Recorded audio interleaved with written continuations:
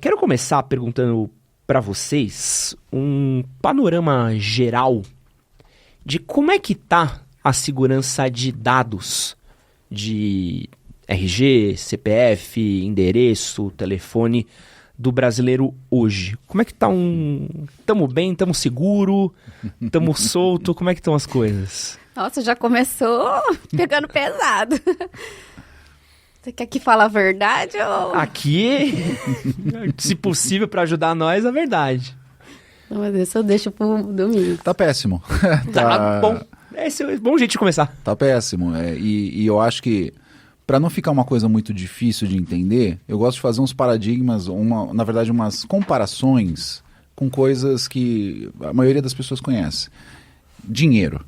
Né? Se você olhar 40 anos atrás, empresas que tinham dinheiro em caixa, onde que eles guardavam esse dinheiro? Deixavam em qualquer gaveta? Deixava na copa? Deixava no cofre, tá certo?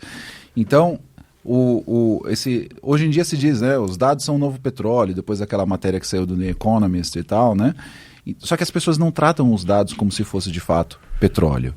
As pessoas ainda tratam dados como se fossem coisas, sabe, super sui generis, enfim, super abstratas, e nesse sentido... Hoje os dados das pessoas valem dinheiro.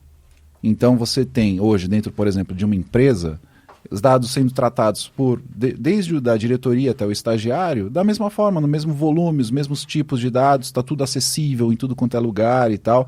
É como se, fazendo um paralelo, é como se você deixasse a porta do cofre aberto para qualquer um num cenário de 40 anos atrás.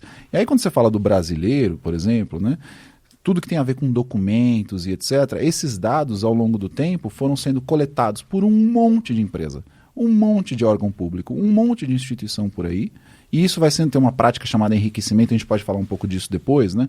Que muitas empresas, instituições estão fazendo, que é juntar dados de várias bases de dados, e isso para quê? Para utilizar, para vender, para dar crédito, tem uma série de hipóteses possibilidades que se podem fazer com esses dados para ganhar dinheiro, tá certo?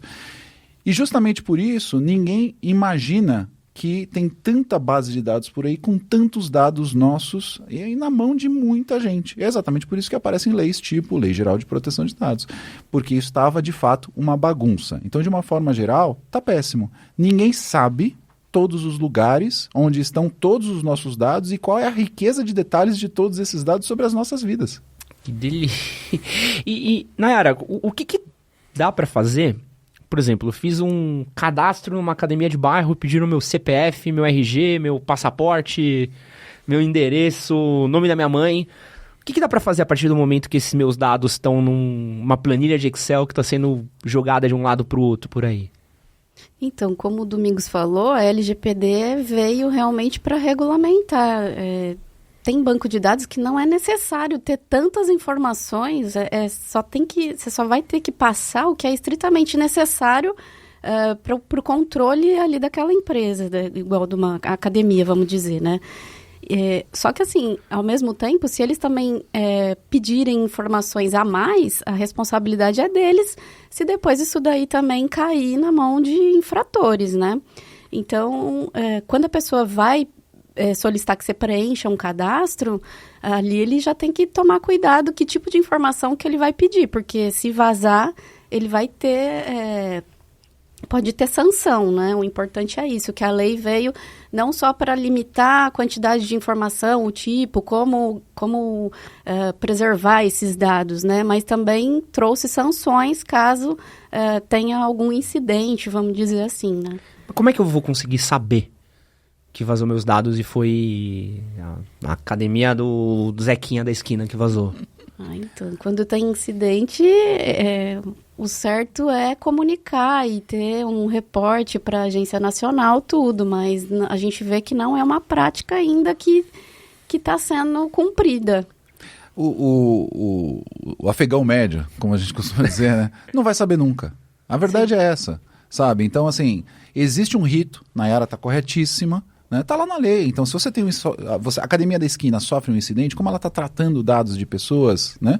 Ela é obrigada a fazer um reporte desse incidente, né? Até era 2 dias úteis, agora está indo para 3 dias úteis, tanto faz. A questão é que precisa fazer essa comunicação à Autoridade Nacional de Proteção de Dados, que vai tratar esse incidente como milhares de outros que ela deveria tratar, ou trata, enfim. Até acho que eles são muito competentes lá, mas como tudo no Brasil, os órgãos públicos são subdimensionados. Então imagina, tantas empresas tratando dados e etc., e eles, por mais heróicos e competentes que sejam, são poucas pessoas, sei lá, tem o quê? 30, 40 pessoas lá, sabe? Então, estamos falando de que no dia a dia, os dados da galera estão, de fato, vazando, e eles nunca vão saber que foi da academia. Na lei, no papel, tá de fato bonitinho. Não quer dizer que não tenha oportunidade de melhoria, mas já tá bom no papel, na lei. Agora, no rito do dia a dia, vixe, não vai saber. Porque as pessoas não tratam esses dados. A essência do problema não é na lei. A essência do problema é na cabeça do pessoal, na cultura das pessoas, de não tratar o dado como se fosse dinheiro. Ó, você falou lá, você vai na academia, faz o cadastro e etc. Se as pessoas pensassem naqueles dados que estão dando, porque, vamos dar um passo para trás, o dado não é da academia. O teu dado sobre o teu nome, teu endereço, etc., isso tem uma propriedade. De quem é esse dado? É do titular, meu, dela. O dado dela só está custodiado na academia, mas é dela. Então, quando você passa esse dado na drogaria, na academia e etc., você está tratando isso como se fosse o seu dinheiro? Você está tratando isso como se fosse o seu carro? Você emprestaria o teu carro lá na drogaria? Ó, cuida bem do meu carro, hein? Você vai me devolver, tem que estar inteiro e tal. Você não está com esse nível de cuidado com relação ao teu dado. Afinal de contas, todo mundo pede para um monte de gente, todo mundo passa. Não é verdade? Quem é que está espertão ali na hora de chegar na academia e falar: por que é que você precisa saber o meu endereço anterior? Sei lá, umas coisas... Por que você... Ninguém pergunta hoje em dia. Você pode... Tudo bem, a Nayara pode perguntar. Talvez você, Ed, pergunte também. Eu já nem tenho esperança. Uma coisa que me pega é que, por exemplo... E aí, podem me corrigir, tá? Sei lá, eu tenho 36 anos. Há 15 anos atrás, era uma coisa que pelo menos minha mãe falava assim: ó, não passa o seu CPF pra ninguém. O CPF não passa, não sei o quê. Hoje, se às vezes você vai dar bom dia numa farmácia, qual é o seu CPF, senhor? Exatamente. Eu falo, meu, quero pegar só uma Neusaldina, mas o seu CPF! A farmácia é o maior, meu, não, te tratam que nem lixo, mas por que querem tanto meu CPF agora? Porque deixou de ser importante o CPF ou o CPF agora virou, pode dar pra qualquer um e tá tudo bem? Virou uma prática de negócio das empresas, Tá. Monitorar o comportamento dos seus clientes. Porque isso vale dinheiro. Aliás, isso aumenta o lucro do negócio. Então, se isso aumenta o lucro do negócio, é uma prática que eles vão fazer cada vez mais. Eles se tocaram ao longo dos últimos 20 anos que, se eles entenderem que o Ed, a cada X tempo, compra uma Neusaldina e etc., eles podem fazer campanhas dizendo: Ed, olha, faz 60 dias que você não compra a sua Neusaldina aqui. Olha, promoção. Vamos fazer Você que aqui... compra todo mês fralda. Olha, Isso. não perca essa oportunidade. É isso, e eles não perdem, veja, aí eles evitam que você vá comprar num outro lugar, eles talvez te mandem com a tal da promoção que a Nayara muito bem lembrou, eles aumentem o ticket, né? Existem N métricas de negócio para isso, né? Aumentam o ticket por pessoa na sua faixa de renda e etc. ao longo do tempo, e eles têm esses indicadores para mostrar para a presidência, conselho, investidores, acionistas: ó, nosso business está indo cada vez melhor. Mas se eles não monitorarem isso, te pedindo o CPF o tempo todo, como é que eles vão saber? Mas é seguro eu passar meu CPF por aí? E é como a gente já disse, na verdade, às vezes acaba vazando muito mais que CPF, né? Acaba vazando seu nome com CPF, data de nascimento, filiação, endereço, telefone, tem tudo. Vamos dizer também, quando você vai passar em algum prédio que pedem reconhecimento, você precisa tirar uma foto. Se vazar aquilo ali, pode até abrirem contas no seu nome, né? Porque já vai ter ali o reconhecimento facial sobre. Então, tem muito mais informações que às vezes a gente devia ter mais preocupação do que o simples CPF, vamos dizer, E está sabe? acontecendo, hein? Nayara tocou num tema aqui que... esse tema de abertura de conta falsa com base na foto, na biometria Não, porque eu facial. nunca tinha brisado nisso, porque tem isso, né? Esses dias fiz uma coisa na academia e foto, 30 versão da sua digital. Uhum. Porque, Tá acontecendo. caraca, Então, podem tirar uma moto no teu nome, às vezes. Se for só uma moto, você tem que ficar feliz.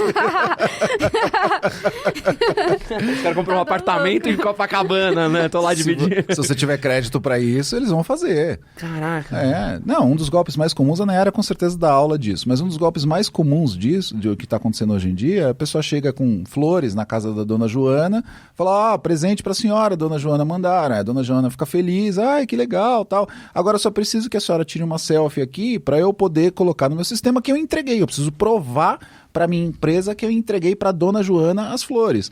Mas, na verdade, o entregador é falso, a flor é um investimento do golpista para poder praticar aquele golpe, e, na verdade, ele tá com o aplicativo do banco aberto, onde ele já pré-preencheu os dados da dona Joana, o nome, o telefone, endereço, etc., e só está naquela etapa de confirmar a biometria facial para abrir a conta. E aí, no momento que ele abre a conta em nome da dona Joana no celular dele, do criminoso, ele já faz um empréstimo, porque já vai ter empréstimo pré-aprovado. Eu já prendi uma quadrilha assim, que eles acabaram, era financiamento de veículos. E o problema é o seguinte, para a polícia fica difícil, porque quando você vai pedir os dados, vai vir que teve um reconhecimento facial. Como você vai falar, mas você não sabia? Tem até aqui seu rosto. Aí fica nessa questão da pessoa falar, não, mas não... Até ela lembrar... Que dia que foi? Aí falar, nossa, veio uma pessoa me entregar flores ou uma caixa de bombom, alguma coisa. Aí você vai relacionando que a pessoa também é vítima, vamos dizer. Esse que você acabou de assistir foi um corte do nosso podcast sobre golpes e segurança na internet. Se você quiser assistir o episódio completo, é só clicar aqui do lado. Não esquece de se inscrever aqui no nosso canal. E é nóis. Valeu.